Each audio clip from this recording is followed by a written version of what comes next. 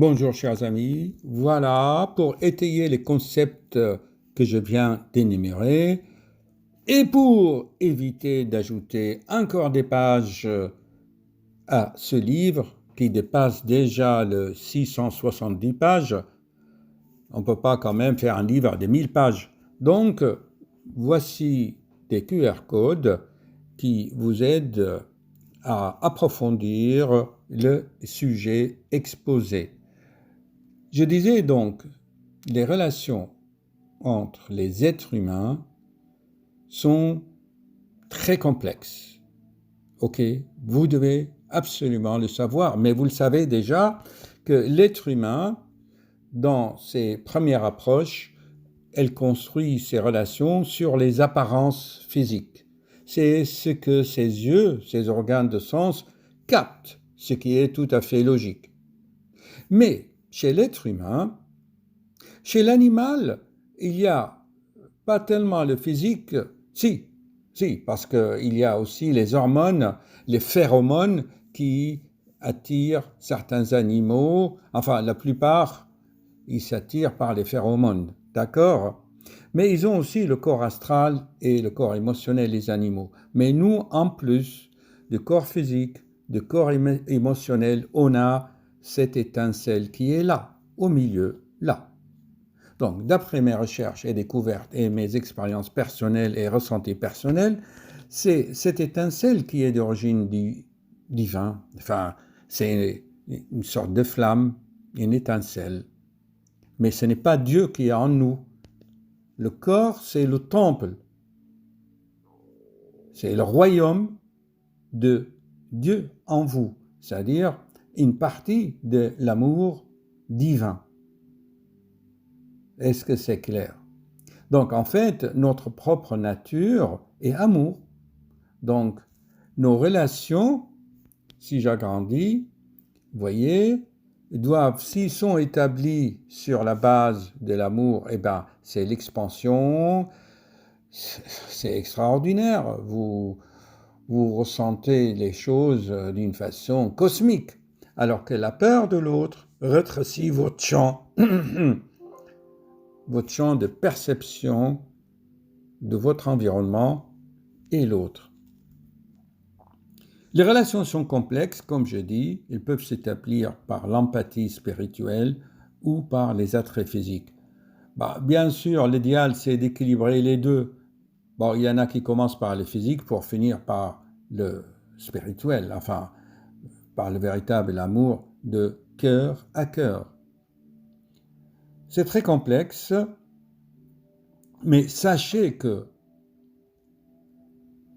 ici, les relations, de plexus à plexus, sont soumises à une seule loi qui est la loi de l'amour, c'est-à-dire, comme je l'explique, faire ce qui est utile à l'autre, mettre de fleurs sur son chemin et avoir un but en commun pour la réalisation. Par contre, les relations qui sont basées sur le corps et les besoins physiques, c'est normal, il a des besoins quand même, mais il ne faut pas que tu utilises l'autre. Et ces besoins physiques, il y a déjà 3000 ans, Dieu a donné les 10 commandements à Moïse. Tu ne tues point, tu ne voles pas, tu ne désires pas la femme de ton prochain, même pas son âne. Et pour canaliser les tout, il a dit d'abord tu aimeras ton Dieu, c'est-à-dire fais passer d'abord la relation romantique, l'amour, avant les besoins physiques. Et les besoins physiques, ce sont des transactions. C'est ça le contrat qu'il faut respecter. Elle a des règles de transaction commerciale. Il faut appeler un chat. Par contre, ça, les relations empathiques n'ont qu'une seule loi. C'est la loi de l'amour qui englobe les 3 lois que je vous ai expliquées. La loi de la gravitation, la loi de la réciprocité des effets. Ça, c'est très important. Et de nos jours, c'est très simple. Ne fais pas à l'autre ce que tu ne veux pas qu'on te fasse et ne pense pas à faire à l'autre ce que tu ne veux pas qu'on pense à te faire. Voilà. Donc la vidéo qui va suivre, ça a été fait dans des conditions techniques difficiles, mais voici résumer les choses. Ok? C'est pour approfondir ce cas très difficile d'ailleurs. Voilà. À approfondir, à méditer. Chers amis, bonjour. Comme vous voyez, là, mon livre, il est tellement épais que je ne peux plus ajouter des pages.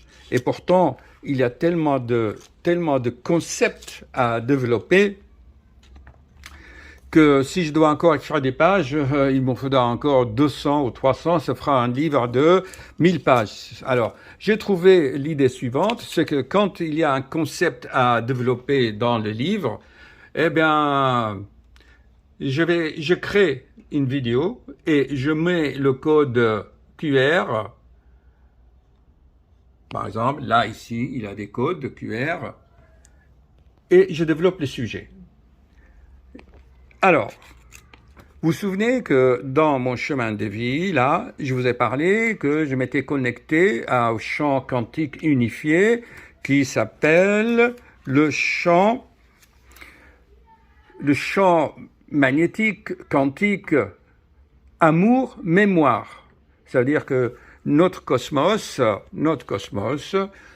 est fait en fait de presque 1% de matière et tout le reste, les savants appellent la matière noire. Mais en fait, la matière noire, c'est de l'énergie. Et l'énergie, la matière, selon Einstein, c'est équivalent par la vitesse de la lumière. Enfin, tout ça, ce sont des notions complexes. Ce qu'il faut savoir, et comment je peux les démontrer, c'est facile, c'est que tout ce cosmos que vous voyez autour, en fait, c'est quelque chose de fluide, de magnétique, que moi j'ai appelé amour. Tout est fait d'amour, et Dieu est amour, et lumière. L'autre jour, il y a quelques semaines, j'ai réanimé un cardiaque qui a fait une mort subite, un arrêt cardiaque.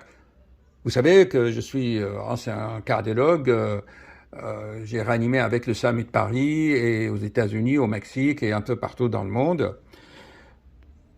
Quand on réanime quelqu'un, certains font des NDE, Near Death Experience ou expérience de mort imminente. Les discussions et les polémiques là-dessus ont beaucoup évolué, mais personnellement, ces patients me transmettent la conviction. Donc, quand ces patients me disent ah, docteur, tout est amour. J'ai fait l'expérience de tout, et là, je vous ai mis la vidéo de chanteur Delpech, Michel Delpech, où vraiment sa femme est un véritable médium et elle se connecte, elle a fait l'expérience de tout.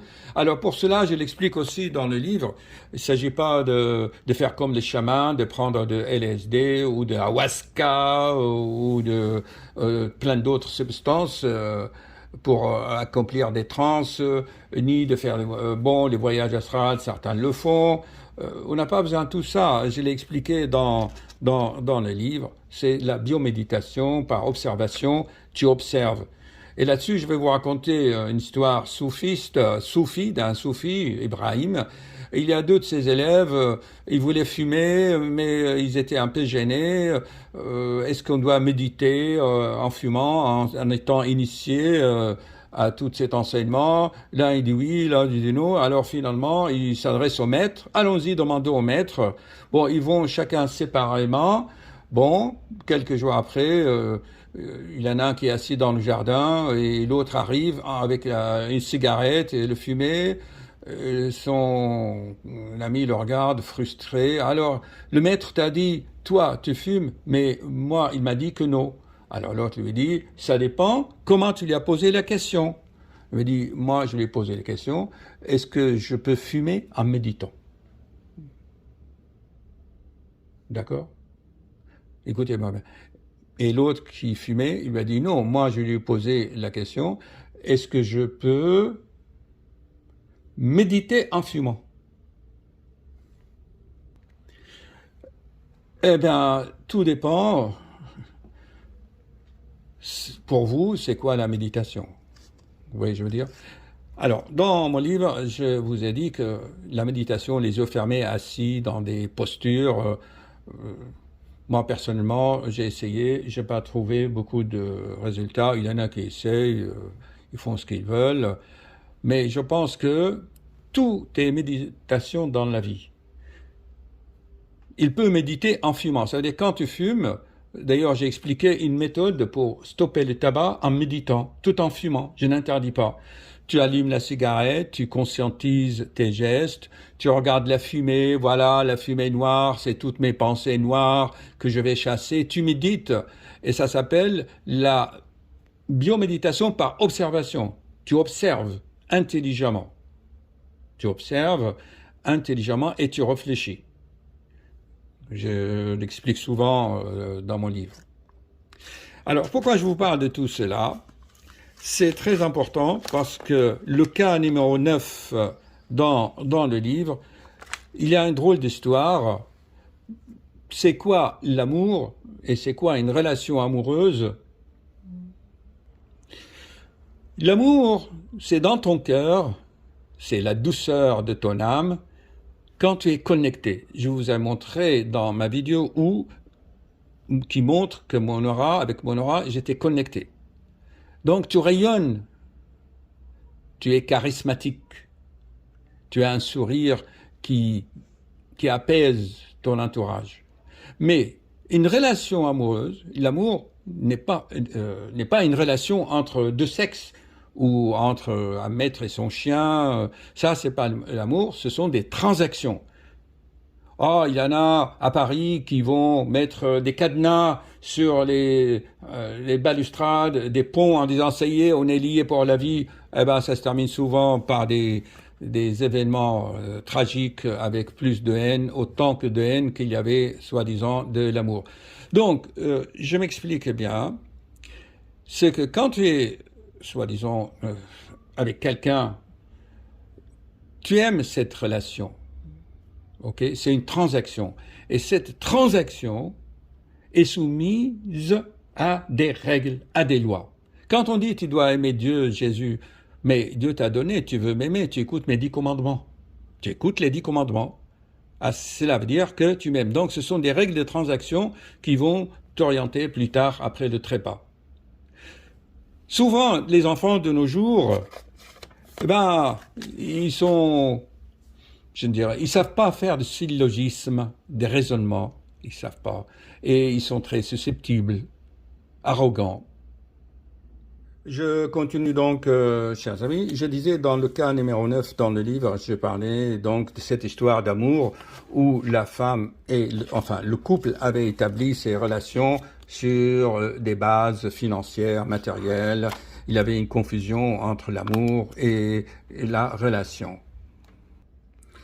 Et puis, à un moment donné, je parlais que l'amour de l'autre, c'est faire ce qui lui est utile, le comprendre. Donc, tout cela, ce sont des règles, des lois de transaction, de contrat. Effectivement, comme je l'explique dans ce cas-là, la femme abandonnée. Et à la page 230, là, je vais vous ajouter le code barre de cette vidéo. Au total, selon notre conception, c'est que l'amour est cosmique. C'est tout ce que vous voyez. Et les patients qui ont fait des arrêts cardiaques, qu'on a réanimés, ils disent que tout est amour. Ils ont fait l'expérience de tout. Ils font de partout. Mais attention, c'est pas le nirvana. Tu demeures quand même avec... parce que tu es parti de cet amour. Voilà. Et donc, il faut que tu sois toujours connecté à ce grand amour, le grand tout. Voilà. Les relations entre deux personnes, par exemple entre un homme et une femme, bien sûr, sont des transactions dont le sexe fait partie. Donc, il ne faut pas confondre la sexualité et le véritable amour. La sexualité...